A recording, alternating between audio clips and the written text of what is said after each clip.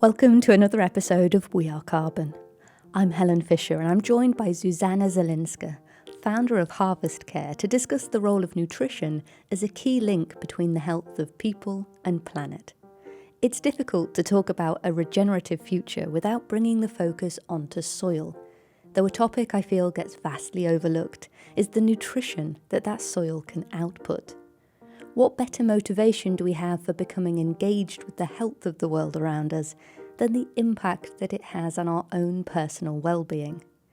If we could really get a grasp of the significance that quality nutrition has upon our health and happiness, then valuing the biodiversity and food production methods that make it all possible may be a chain reaction. It's a pretty big topic, so I asked Zuzanna to take us back to basics and offer a breakdown of what nutrition is and its importance from her perspective as a nutritionist. Then we dig deeper, and she shares her inspirational story and drive to create systems change through the seemingly simple yet powerful role of food access and education as a means to heal disease, communities, and ecosystems. New episodes of this podcast are added every other Tuesday, and they're available in both video and audio-only formats. Find them on YouTube and your favourite podcasting platform. And don't forget to subscribe to keep up to date. Right, let's get stuck in.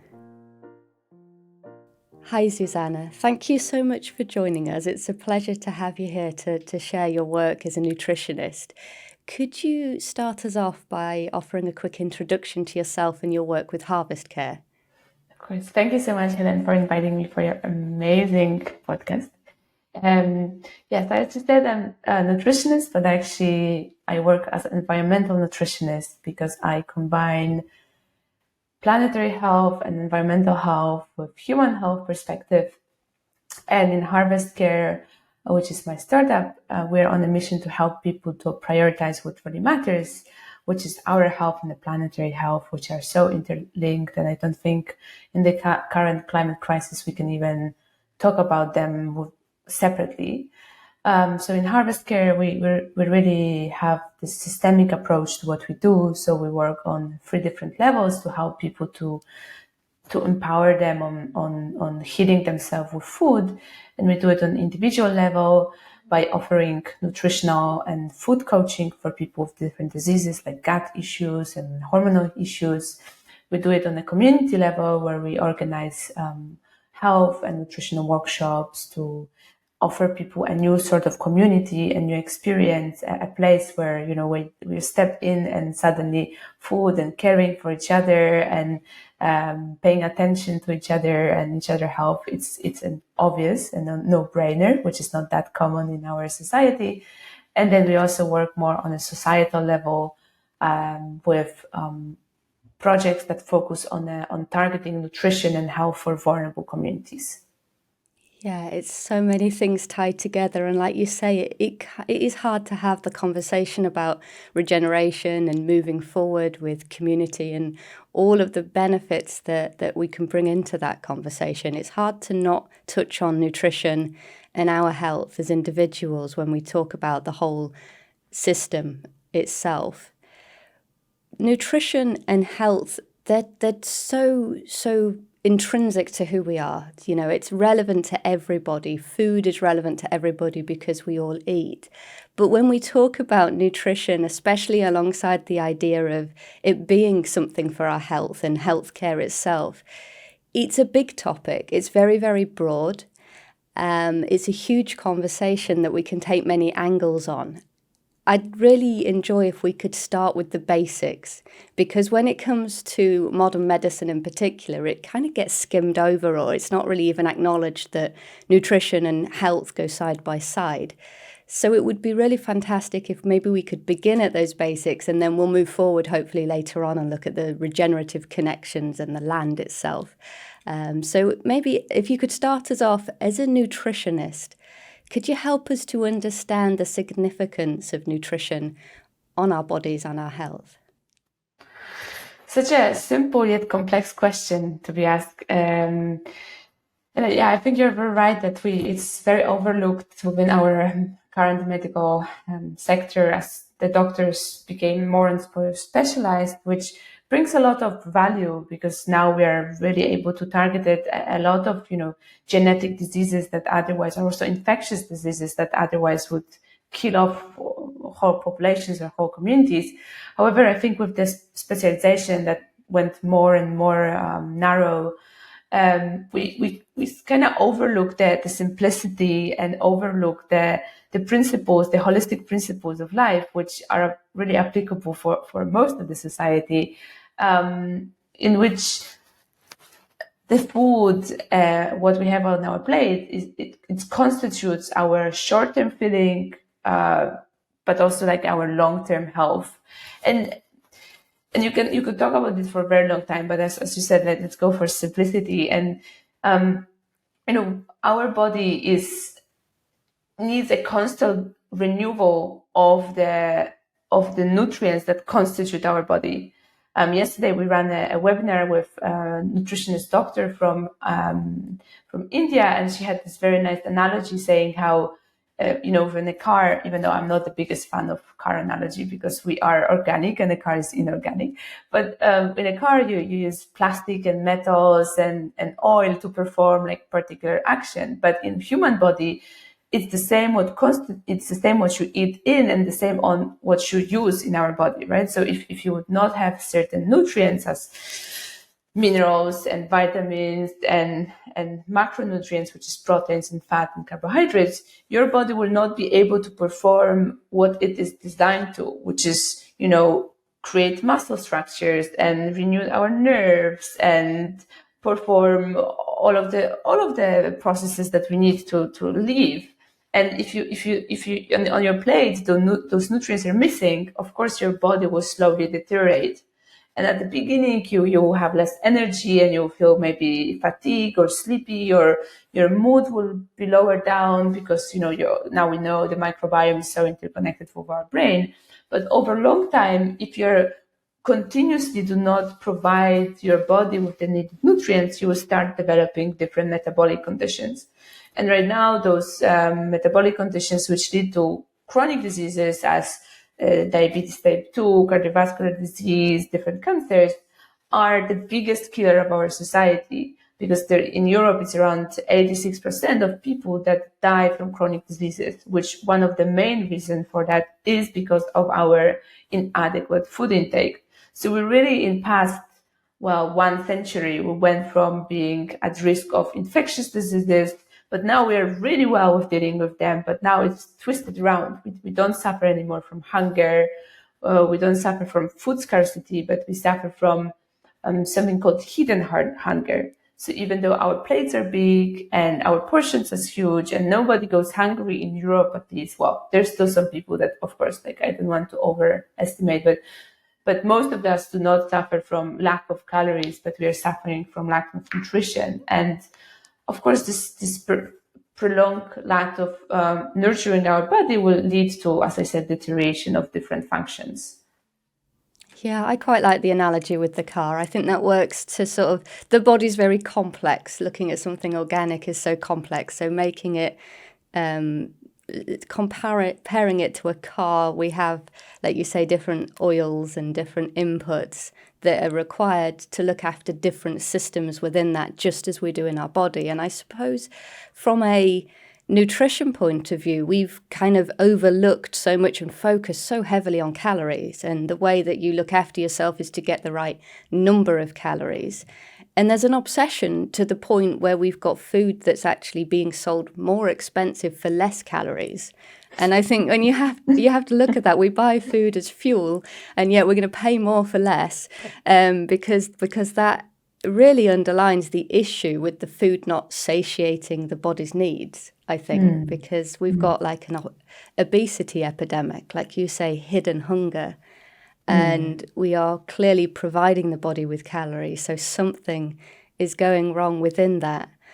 I think another really interesting angle on all of this is the idea that the food is not just lacking in nutrition, but because of all the processing that it goes through and all of the different sort of detachments from its natural format, we've actually got another issue side by side with the lack of nutrition, and that's an input of chemicals and toxins that are not supporting to the body.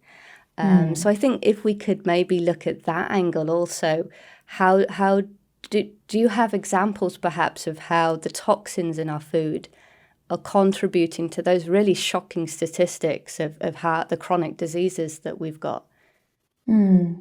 Definitely. I mean, it's spot on. As you said, it's not only that we are growing food in a soil, and which we'll unpack in a second, that is lacking a lot of, biochemistry and biology that then makes the plants less nutritious, but also there's an increase in carbon dioxide in our atmosphere, which leads to production of less of a protein in our plants and more of the carbohydrates and starches. But of course, there's also the huge processing that we take specific molecules from certain food and then we just assemble it like a puzzle to create a new food. But then if you go to the supermarket, actually we have this illusion of choice because we have this aisles and aisles and of so many different food products and shiny packages and amazing marketing. But most of this food is constituted out of starches, some kind of, wheat, or corn, out of some oil and out of some sugar and salt, which is, well, it for me, it's not really and such a great variety.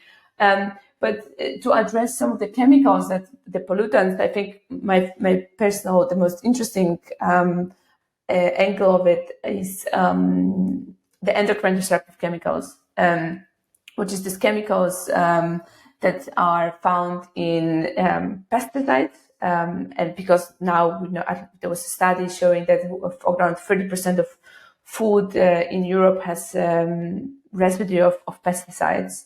And the challenge is that it's not only one pesticide, but it's a cocktail. And we don't really know what happens once you're consuming a cocktail of different chemicals.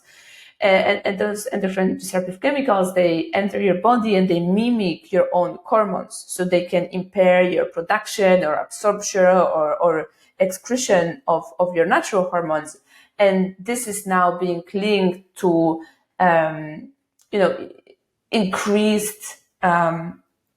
increased numbers of women suffering from many hormonal diseases as polycystic ovarian syndrome, which is around 10% of women suffer from it.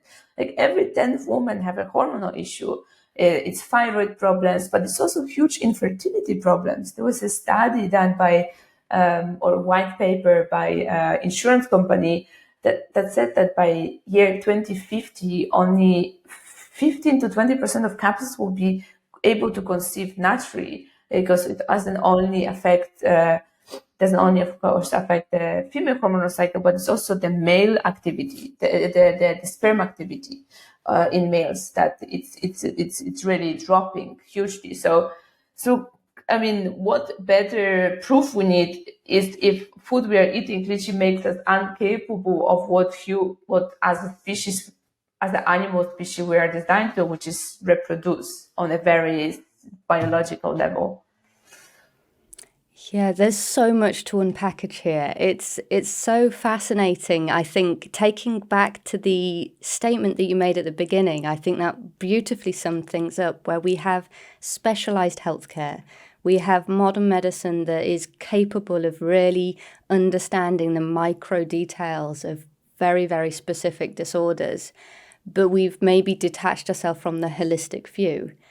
And it's fascinating, really, how this all brings into this picture that it's so interconnected, so linked, that the pesticides that we're using to produce our food is actually disrupting the body in such enormous ways.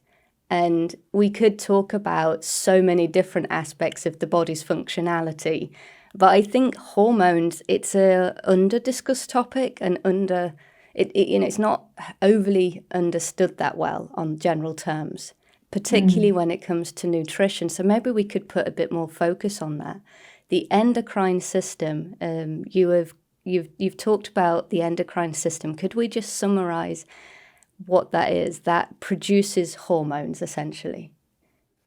Yeah, exactly. The endocrine system is just a system in our body which is constituted of glands throughout the body. So you have from your brain, where you have hypothalamus, pituitary gland, to adrenal glands, to of course your ovaries in women and testes in men, which are responsible. So we have the glands which produce the hormones, and then we have hormones, which is these chemical messengers, which would activate or deactivate certain responses.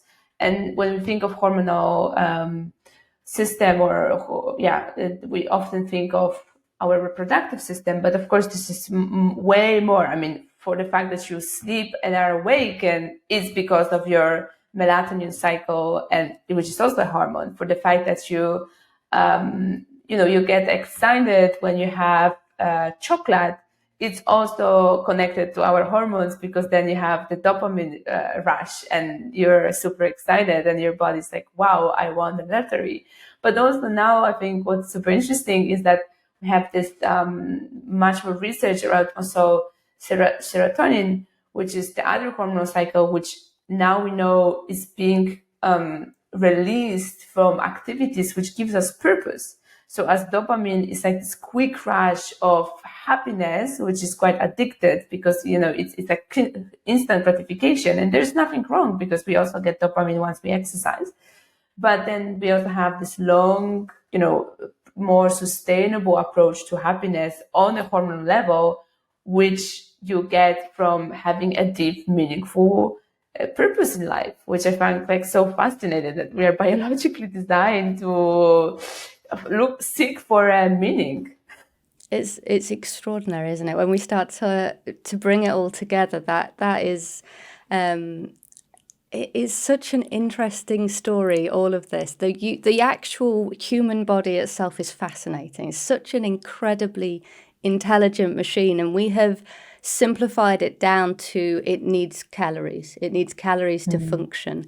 And we talk about things like protein and macronutrients, and we may have some understanding of that, but we very rarely talk about how our food is supporting us to feel happy and to reproduce, and all of those different aspects that you've just talked about.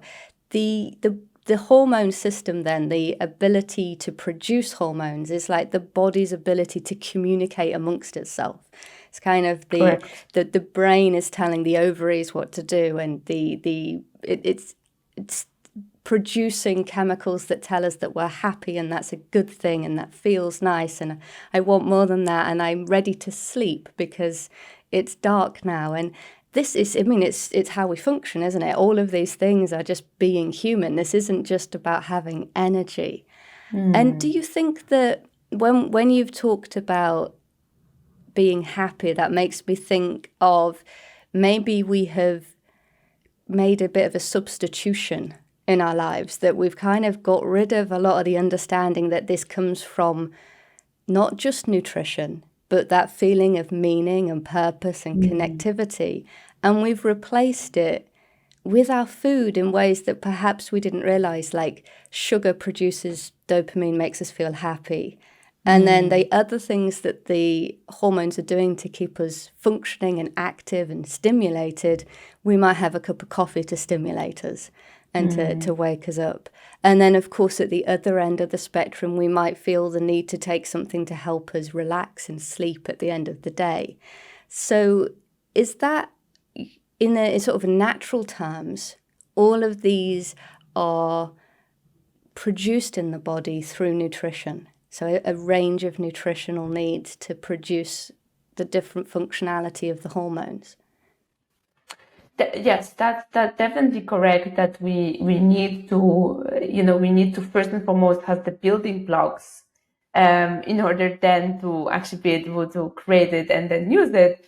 But of course, as everything in life, it's beyond nutrition. Is of course the most important, but there's many other elements, and I think it's very nice to think about it in terms of lifestyle medicine, which have 6 different principles. So we have nutrition, we have physical activity, which is also extremely important to, it was interesting that our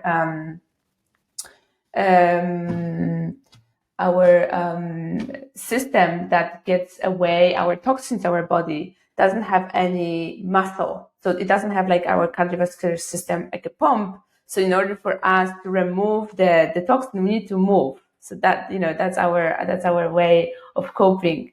So that's why exercise is so important. Then we have stress management, because here, for example, if you have a constant exposure of cortisol, which you do when your body is in a fight or flight response, that will also impact your ability to, for example, create or reduce or remove from your body estrogen, right? So you can see how, well, of course, healthy breakfast is important, but then also those 10 minutes of breathing exercise or walking or meditation, whatever will calm you down to start your day off, it's also super important. And it's something that, of course, we know like intuitively, but then it's also physiology that needs it, right? So just to recap the 6 principles, it's nutrition, physical activity, stress management, sleep, sleep hygiene. So going to bed and waking up every day at the same time, not using blue screens before going to night, because that can impair our melatonin production. It's healthy relationships in our life. I think we forget often in nowadays individual life that we are social animals, and eating together, spending time together, investing in each other, friendships, it's important. It's extremely important. And then substance abuse. So being careful with alcohol, being careful with coffee, with any other substances that we can overuse, because they are so addictive. Yeah, it's really fascinating. It's very clear that we can't dull down our body's needs and our health needs just to one simple facet. Those 6 aspects come together really lovely and help to show that full picture. When it comes to the food, you've already mentioned the pesticides as being something that's very disruptive to our bodies. That in itself, just that one topic of the pesticides, I imagine we could talk about at length. But when we sort of dig into this deeper and we think about the impacts of nutrition and then chemicals on our bodies, which is clearly very huge, how significant do you feel the farming practices are within all of this and keeping us healthy? The farming practice is a base. It's where it all begins. If we don't prioritize the right, the working with nature rather than against nature from the very beginning, then no matter how well we will, prepare our salad, or how well we'll store it, or whatever it will be, if you don't have it, if you don't have your nutrients in, or if you have the chemicals in from the beginning, then all the rest is not really that impactful anymore. Of course, like if you have, potatoes with pesticides, and then you take them and create chips, deep fried chips out of them, you can make things even worse, but you cannot really reverse reverse of what is the starting point. That's why I think, I always say, I know I'm by degree, I'm a nutritionist, but actually nutritionists are our primary farmers, because they are taking the nutrients in the soil, in the water, in the seeds, in the energy of sun, and with their amazing hardship and labor, they transform those inputs into nutrition that can feed us. So what's going on in our landscapes and farmlands, it's the beginning of all our health or mishealth. Do you feel that there's growing evidence to suggest that the practices and the health of the soil impact the quality of the food? 100%, 100%. And the reason that there is so much growing evidence, we created with 3 other amazing nutritionists, NGO called Coalition of Health Professionals for Regenerative Agriculture. Very long name, we know that, but at least the name constitutes exactly what we are. So we are a non-hierarchical, collaborative approach of health professionals that try to promote, among other health professionals and the broader society, the health benefits of taking care of the soil. And one of the reasons why we were eager to go out there and also be the voice of civil servants, because we perceive ourselves as civil servant, even though of course I have a startup which helps other people, but I don't have any, hidden agenda of using regenerative agriculture terminology. For me, it's just a matter of, hey, does it help the people, and hey, does it help the soil, and can farmers be rewarded for doing the right thing? Because livelihood of farmers is already very difficult.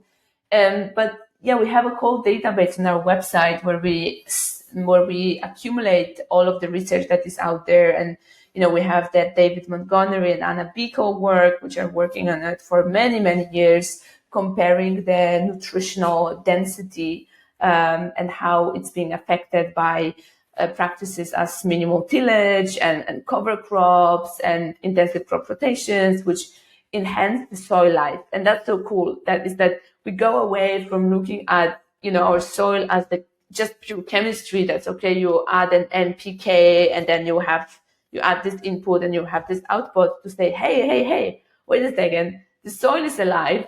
We have this like abundance of microorganisms there. And without them, there's no more soil. It just becomes a dirt and we lose the ability to actually survive. And it's so cool because the more we cultivate this microorganism in the soil, the more they will help us to cultivate microorganisms in our gut. And we know now that with a healthy, diverse ecosystem in our intestines, we'll be different humans. We'll be thinking brighter and having better digestion and helping us to also in our hormonal cycle. So it's so interconnected. And yes, the science is there. We still need a lot of science because there's an amazing organization called Bionutrient Food Association, which researched it for past 10 years. I think they take samples of different food products and then they run them through their labs to show how different can be, a grape from a grape. It can, or a blueberry from blueberry. It can have like multi-fold of different quantities on antioxidants, for example, depending of what was the soil, what was the conditions. But we still don't fully know what is exactly nutrient density. We just know that the foods really differ depending on the farming practices, but we don't know what the ultimate, like what is the best blueberry we can do, right? We don't know that yet, but it will come. Yeah, it's fantastic. So it's a really evolving area. But this work that's been going on for sort of a decade or more is coming together now and getting more focus, which is obviously really fantastic. It really draws this idea of the significance of how we produce our food. It is relevant to all of us. It's so significant to all of us, regardless of whether we're concerned about the environment or our own health. And obviously, most of us, we're going to kind of be looking at both of those to some degree. I find it really interesting, your own personal story. I mean, you've just mentioned the NGO that you're part of, which is in itself, it's huge. And you just sort of slipped that in there like, yeah, by the way, I just do this as well. So you created HarvestCare, like you say, that's your startup, which we're going to talk about more shortly. You work on this NGO, but before all of this, whilst still in university, you created a co-op that was based on repurposing coffee waste. And I think that this is a really interesting story because, I mean, there's so much that it says, but at the heart of it is this idea that, well, look, we live in a world that's not ideal. And I really feel that so many people are aware of these issues, but I'm not going to feel bogged down by that. I'm going to do something, and I'm going to do it right now, and I'm going to find a path that even with minimal time or minimal experience, I can feel like I'm making a difference. And you really did succeed in that. So could you just share some aspects of that work? What motivated you and what did you learn from it? Oh, thank you so much for the kind words. It's very heartwarming to hear somebody's outlook on your story. That was very organic. And it's very right that I think we are so over bombarded with the information of what is going wrong. But when we when we surrender, I think, to these informations and we just think, oh, the system is too big, I cannot do anything, then we are kind of part of the problem then, because we have a system that is far from ideal, and it was designed without really a lot of knowledge of how our actions will influence, how our inputs and decision will influence the outputs. But now we have this knowledge, and the system is something that people are creating.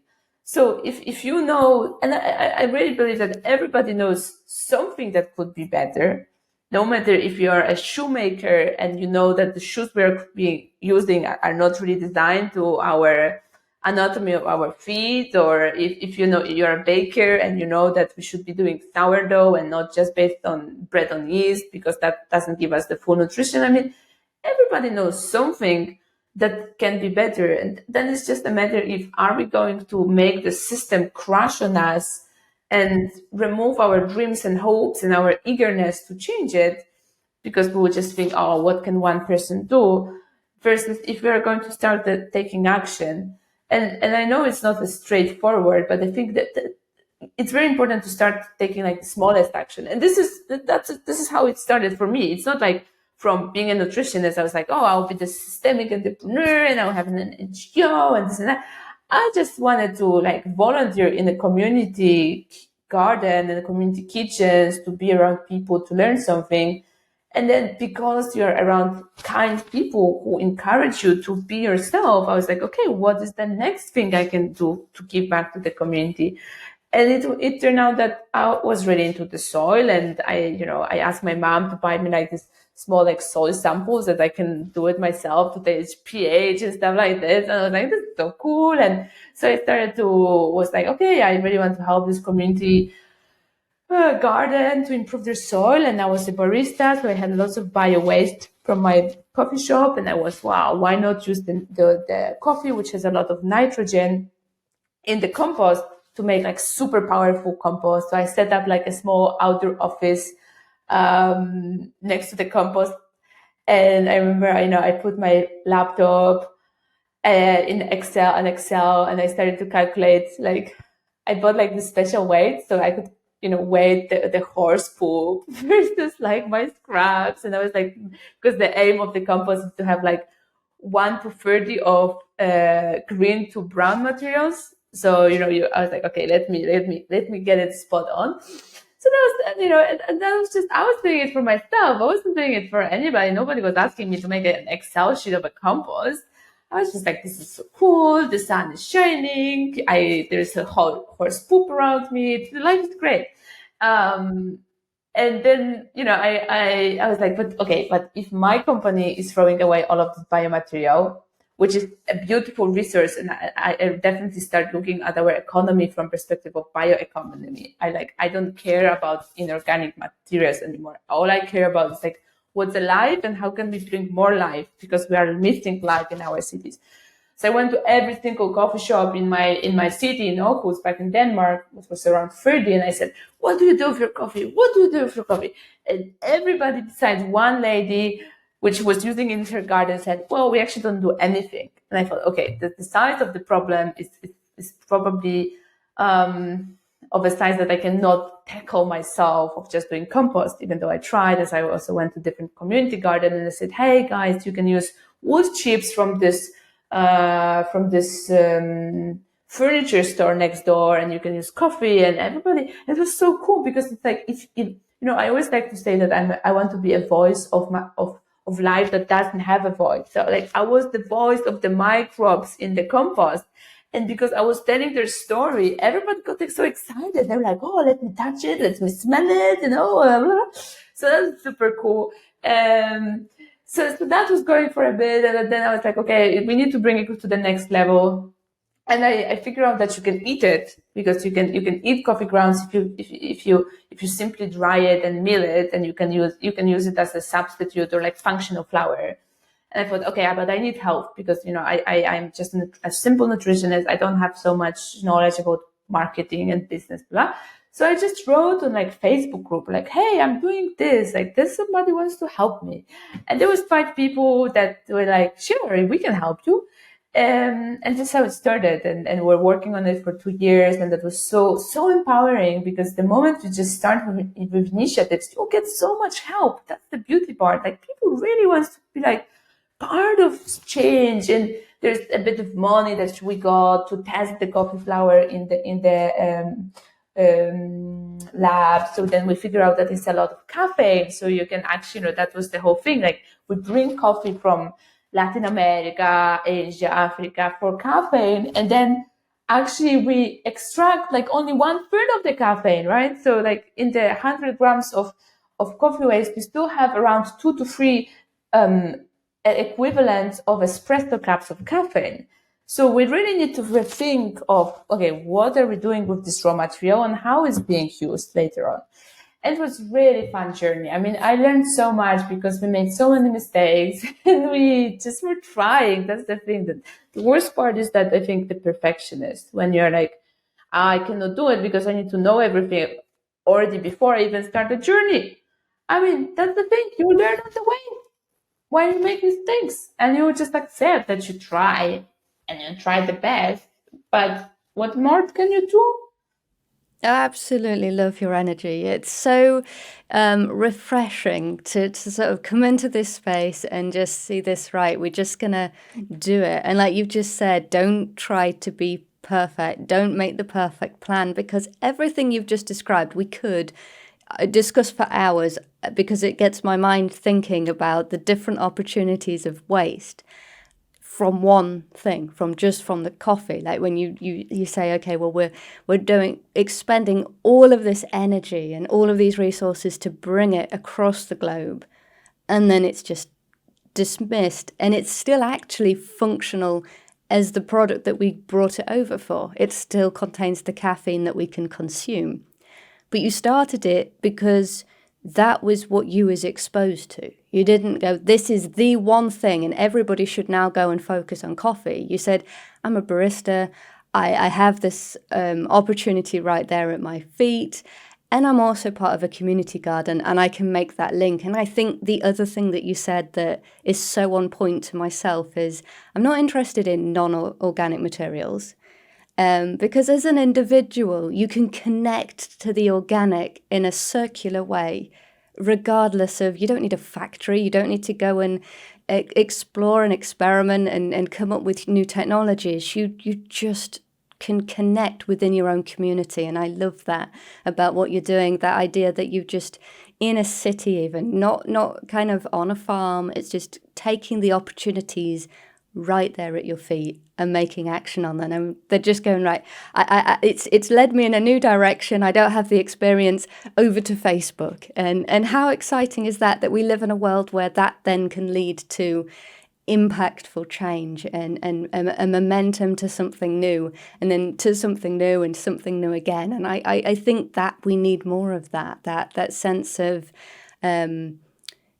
letting it be inspired by its own kind of momentum and the direction that it takes you in.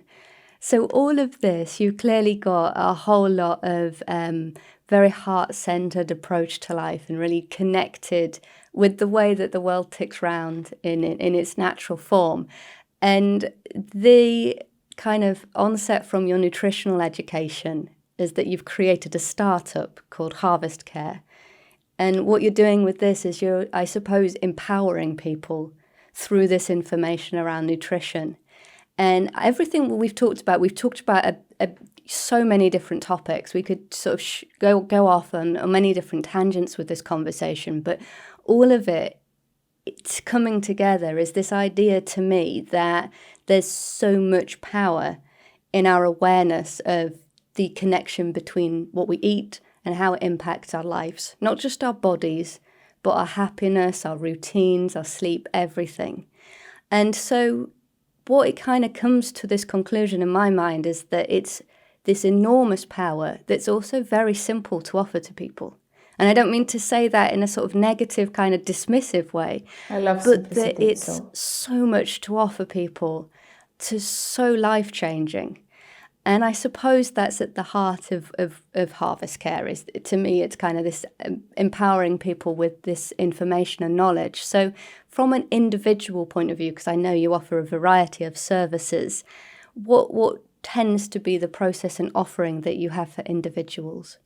Yeah, as I said, I really like your conclusion a lot. And as you said, like, it is about simplicity, because often we think, oh, nutrition has to be like this fancy maca powder and goji berries and, you know, some exotic vegetables brought from Asia. But the thing is that we know that actually the highest nutrition you will have is, as we spoke, if the soil is healthy, but also if it's harvested at the right time and consumed with a short time between harvest. So what we really want to make people aware is that health doesn't have to be expensive and exotic. Health can be your local cabbage that you will transform to a sauerkraut where you will suddenly have vitamin C. And then you don't have to have necessarily an orange in winter. You can just have, a bit of a fermented cabbage that you harvested 2 months ago.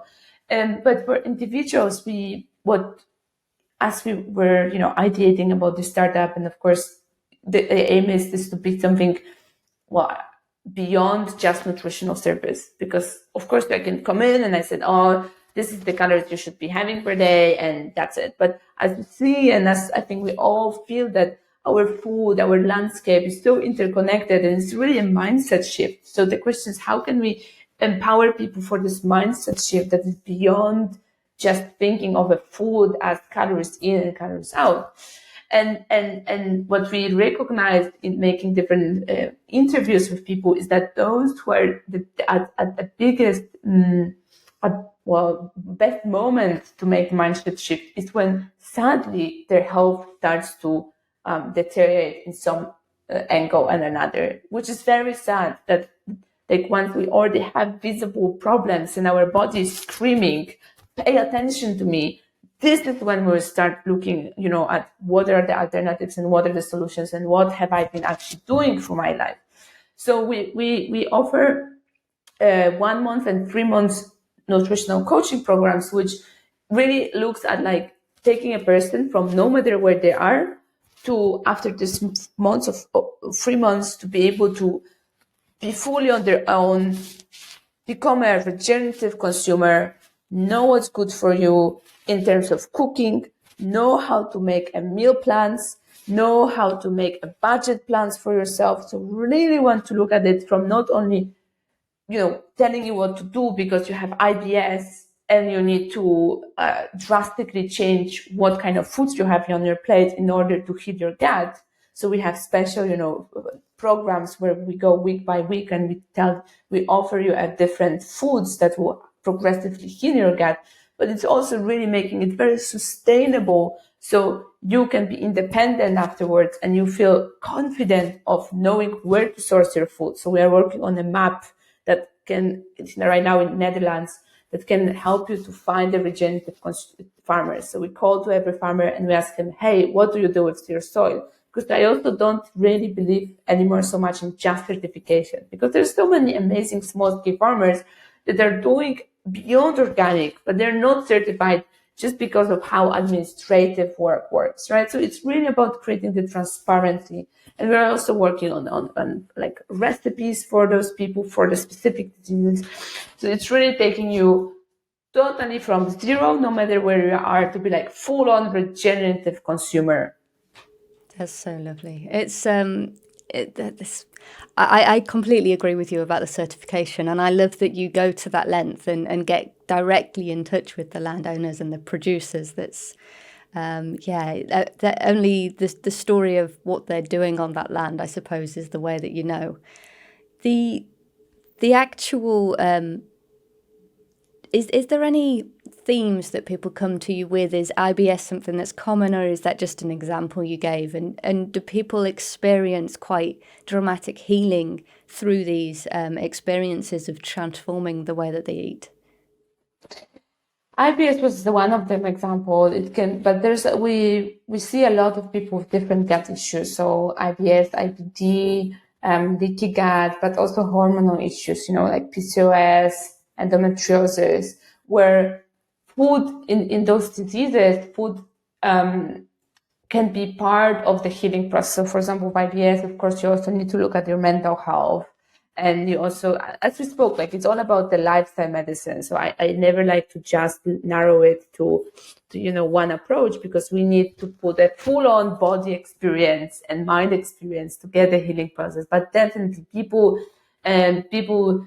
just manage to, change how they feel and how they are.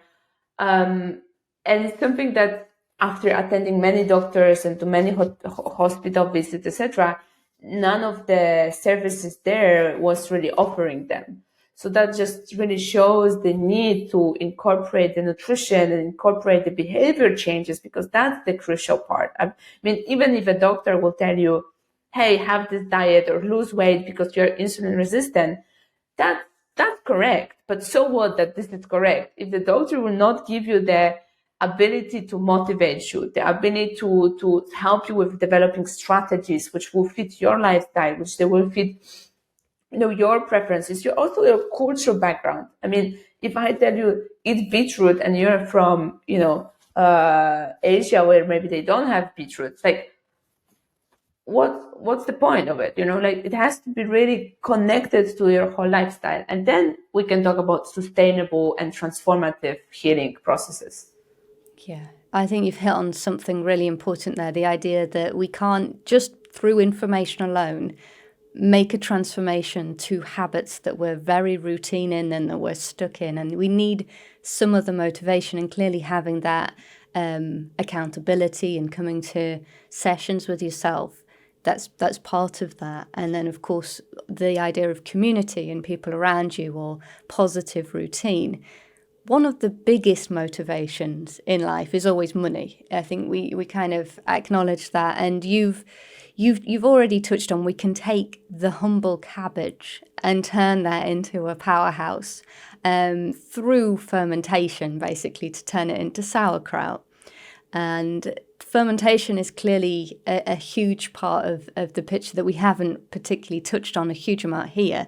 But I wondered if you had any other compelling thoughts where people can be inspired by the idea that changing nutrition, really high quality food, can actually be a saving in other areas of their life, whether that's supplements and vitamins, and then in the longer term, healthcare, because that can cost us a lot. Definitely. I love your approach. Like, I'm so sad that we don't have school economics anymore, because that was a subject that would really help us to have this very practical knowledge. But sadly, school economics was pushed out of the schools because of the lobby of processed food. So, there was this opposition of people still wanting to cook and learning about it. And then the processed food created their own school economics in US, when they were inviting teachers and mothers to teach them how to cook with their pre-packaged food. So I think we really have to, as you said, go back to simplicity and just go back to learning of what's relevant to every single person. But so, yes, to answer your questions of how can we reduce the food spending while also taking care of our health, and have delicious meals. First is planning. I mean, if we plan properly, if I know that I will be for sure throughout the month eating whole grains as buckwheat and millets and whole grain rice, all of the dry stuff, you can order it directly from a farmer or from some wholesaler and just pay less because you will order in bulk. So being able to plan it and store it, I'm so sad because, like, whenever I go to Italy and I visit my best friend, he shows me this huge cellar where he can, like, keep, a tank of olive oil of, like, bigger than my bed. And for him, it's incomprehensible that I'm buying olive oil in 1 liter. And of course, like, I live in Holland right now, so it's not that I have a direct access to olive oil meal, but still I can plan things in advance, and just buy them in bulk. Another element is to, for example, freeze. I mean, if right now blueberries will be cheaper during the summer, why just not buy more of them and just freeze them under peak nutrition? We know that freezing is stopping the enzymatic disruption of our nutrients. So it's very wise to just use the seasonality and buy what's cheapest at the right time. And then so we have good planning, we have using what's in season, but we have also, like, for example, knowing what can you eat and maximizing our nutrition out of it. Take it, for example, cauliflower leaves. Cauliflower leaves are delicious in the oven, or you can make veg burger from them. So once we know of, like, what can I actually use, you suddenly have less of a food waste, which you didn't even know it's a food waste because you didn't know you can eat it. And then just also, if you're having a nutritious diet, and say you buy a kilo of chickpeas, that costs around €2. And then you plan again, that goes back to planning, and you plan it, and you have like 3 dishes of chickpeas in the oncoming day. For those €2, you manage to probably supplement yourself like 20% of calories per day, versus €2 is also just one Snickers bar. But again, you have to anticipate that you'll be hungry, and this is what's incomprehensible for me, is that people every single day, they're forgetting that as they will reach home, they will be hungry, and they will have to stop on a bakery or on a train station and get themselves a snack. I'm like, yeah, I just didn't realize that I'm a human being, and at every single day at 5, I'm hungry. So a bit of pre-planning goes a very long way. Yes, and awareness and comprehension that you're a human being that has the processes that will be reactivated every single day. We are quite habitual organism. Like, I know we love novelty and we go to internet and we always want new, but actually our body doesn't want new. Our body wants routine. Yeah, and if we could just touch very quickly on the idea of fermenting, because it seems to be something you've brought up a couple of times, and people might not know what that is or why that's so significant. So fermentation. This is a great topic indeed. So fermentation. Okay, so fermentation is basically cultivating life, and there are different types of fermentation, but the simplest lactic acid fermentation is taking the bacteria that are naturally present in our vegetables, as for example cabbage, as we were speaking. But there's many vegetables we can ferment, cauliflower and carrots, etc., and submerging in water, so creating anaerobic environments. So that means without an oxygen, where the lactic acid fermentation will start feeding on sugars in our vegetables, and will start transforming them, and will start to multiplying the microorganisms. So fermented food are naturally probiotics, because you probably, and many of your listeners know probiotics as the pills that you pop in to diversify your microbiome. But you can do the same just with your cabbage if you invest in a jar, water, a bit of salt, and a month of waiting. yeah, so it's very simple. And it's offering, preserving it, I suppose, and increasing the nutrition. So yet again, this is turning a friend out of those bacteria, because we keep touching on this topic, whether it's in the soil, in our guts, using them to ferment our food. They're a very big ally to have.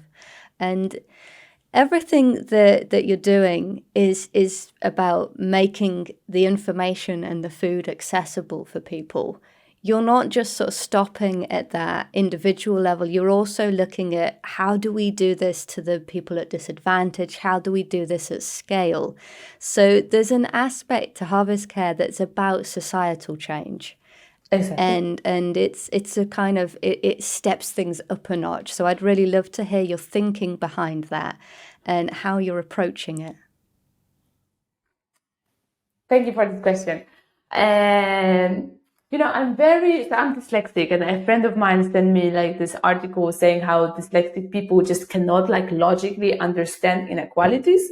And I really feel like this. I'm like logically from my brain, I cannot understand how is it possible that in the world full of possibility, where we send people to the moon, where we have this crazy accessibility of internet, and I can talk to my mom even though she's thousands of kilometers away.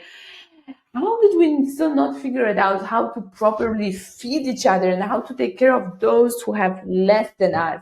And how even our consciousness is allowing us to kind of seek for new information and seek for development and growth and super hyper individualistic approach, where we have people who literally just struggle with having enough on our plate every day, and also like, how can we be such a short thinkers that we don't connect dots, that if you have a disadvantaged, vulnerable community, this community will have, kids that do not have proper nutrition, and those kids will develop to humans that do not develop on their full capacity and potential because they didn't literally get like the base to develop psychologically and physically.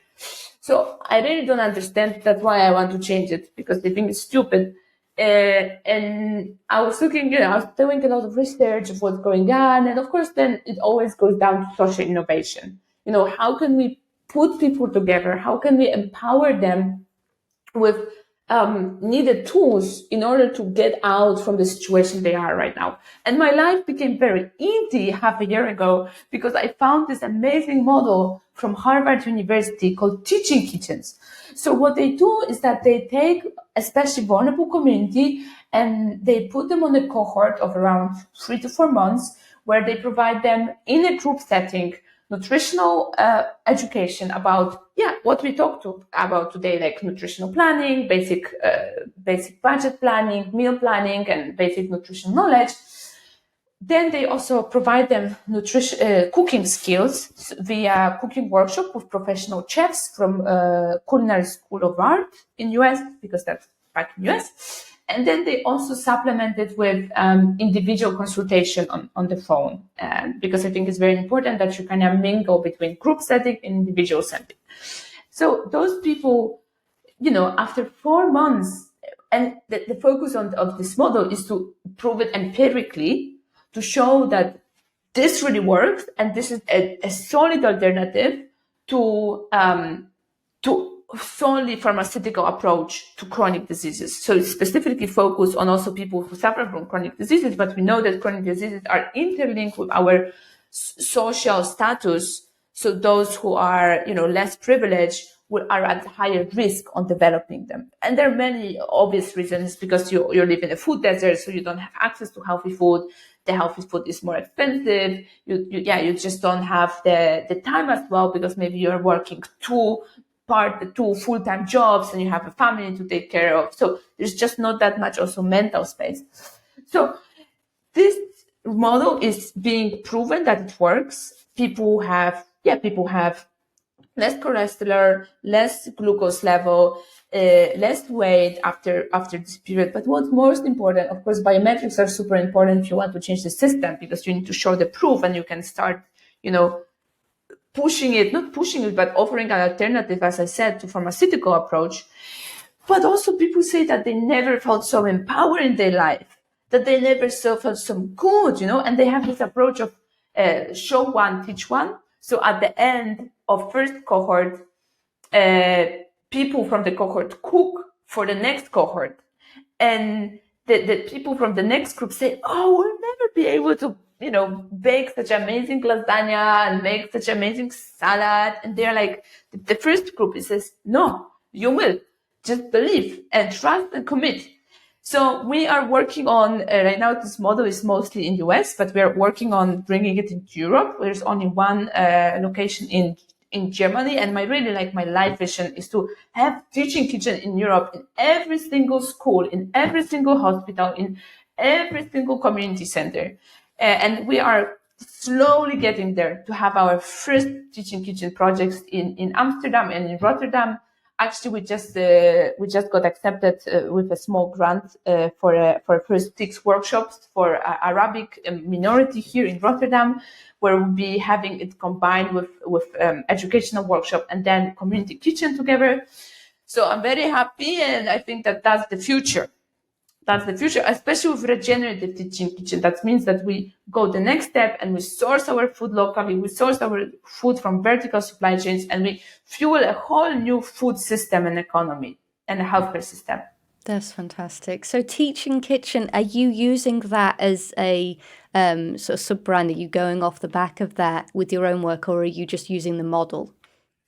So the teaching kitchen is like a collaborative blueprint. So you will be HarvestCare, which is part of the teaching kitchen, which I love, because then you have like a global community that you're tapping in, and you're saying, hey, we don't have to reinvent the wheel. Apparently, education and community and good food is enough to heal ourselves. I'm really not that fan of like huge innovations in this regard. I'm like, we know what we have to do. We just need to scale it up and replicate it. Absolutely. And how does the funding work for that? How do the cohort members, they get invited, they get selected, or are they paying to be involved? No, there's no payment on their side. So we are looking for different funding opportunities from municipality, from grants. But the whole thing is that people who benefit from it do not have to pay. And that's very important, because then you can have people that otherwise who could never afford and attend this kind of programs. And right now, the way we approach it, there's different teaching kitchens, because most of them are actually in hospitals. So it's different. But for our version of Teaching Kitchen, we are having local grassroots partners which already have a community, and we kind of come into this community which already do something with food, and we are upgrading it kind of to the next level with education and regeneration and individual support. Yeah, so it really collaborates well with what's pre-existing, which is a fantastic approach. Yeah, don't, like you say, don't reinvent the wheel, and you're sort of building on what's there. I think an important aspect to touch on just quickly is the idea of if we're growing our food, we're taking real great care about how we source it and that the soil is good quality and all of these things, then we're going to really do it an injustice. If we take that wonderfully nutritional food and we store it for excessively long times, or we transport it across the globe, and particularly if we process it heavily. So all of these ideas kind of bring me to the thought of a localized food system, the seasonality, local, it's been grown, we harvest it, we eat it fairly quickly, fairly fresh. Do you consider that localized food system to be a sort of integral part of your own vision? 100%.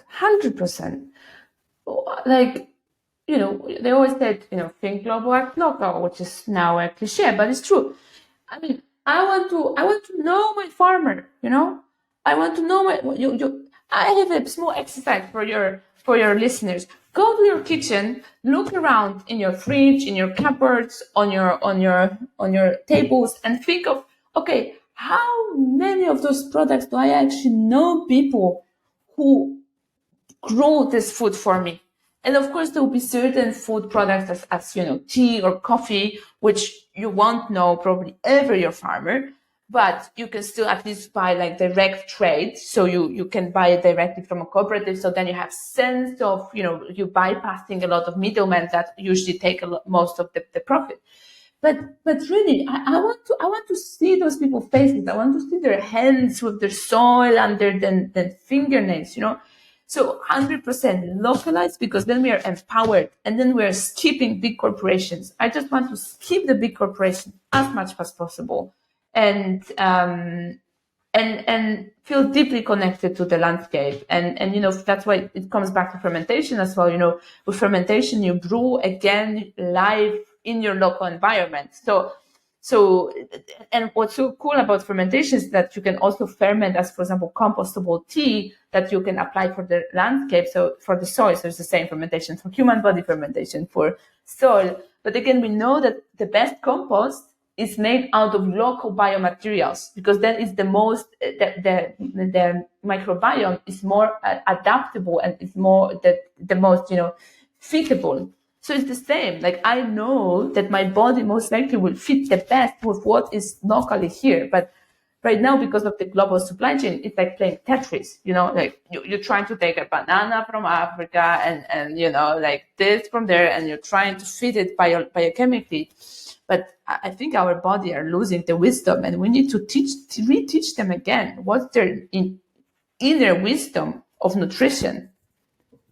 Yeah, you've touched on so much here that's about that interconnectedness of everything, that real holistic view of not only just our bodies and how they're connected to the food that we eat and the land, but also from a societal point of view, which I thought was very beautiful when you explained earlier about this idea that how can you step back and not feel the need to support the people that are around you, in the sense of if they can't find food to put on the table, or being part of a community and understanding that we're all connected to one another too. So if they're not able to feed their children, then that's impacting the whole. We are a whole, and moving forward, that seems to be so important for us to all acknowledge. And it's been a really, really interesting and wonderful conversation with you. And we've touched upon the different things that you do. So let's just summarize them and then maybe help people understand which ones they can get involved with and how they can do that. So you've got HarvestCare, and then you've got your NGO, and HarvestCare in itself has also got several tiers. So if I'll leave that to you to summarize and leave us with a sense of how we get involved. Beautiful, thank you. Yes, so if somebody have particular health problems, then they can go to HarvestCare and they can also join one of our food coaching programs to get the help that they are not getting from the healthcare system, which is very sad. Also, if somebody is in Holland, they can join one of our workshops, or they can bring us into their company, because now we also start making in-house nutritional workshops to help companies to understand how much they can gain and help the well-being of their employees with the food that also boosts our productivity. That's a whole different level of how much productivity we are losing because of inadequate nutrition. And then if anybody works in foundations or was also with social projects, then we can connect via the teaching kitchen model, and how can we scale it up. And our ambition is to scale it up to the level that it becomes incentivized by insurance companies. And I hope that this will become not only on national, but also whole EU level. And then if anybody is interested more on the science part, they can join, if you're a health professional, but also farmers, they can join one of our webinars from the Coalition of Health Professionals for Regenerative Agriculture. We have a whole database on our website we're trying to put it up to date of the newest research about nutrient density. We also run our own webinars around soil health, human health connection. And then we are very collaborative. So if somebody wants to run webinars with us, to kind of spread their message, we kind of facilitate this channel to help people in. So that would be two main tracks that we can connect and join together our forces. And as you said, we are so interconnected, and there's, I don't believe in competition of any sort. I believe in full-on collaboration and just empowering each other in our works, like you are doing with your amazing work podcast. So thank you so much also for empowering me in this 1 hour together. Well, thank you. Thank you for sharing so much about your work. It's absolutely wonderful. I'll make sure that there's links to both HarvestCare and the NGO, the coalition, in the description, so people can find that nice and easily. And just want to say finally, thank you and congratulations and best of luck with everything that you're doing. Thank you so much, Helen. It was amazing. And thank you for listening to this episode of We Are Carbon. New episodes are added every other Tuesday, so don't forget to subscribe to keep up to date. It's a huge help to the show if you'd like to add a thumbs up or a review on whichever platform you're listening on. And let's keep figuring this all out together.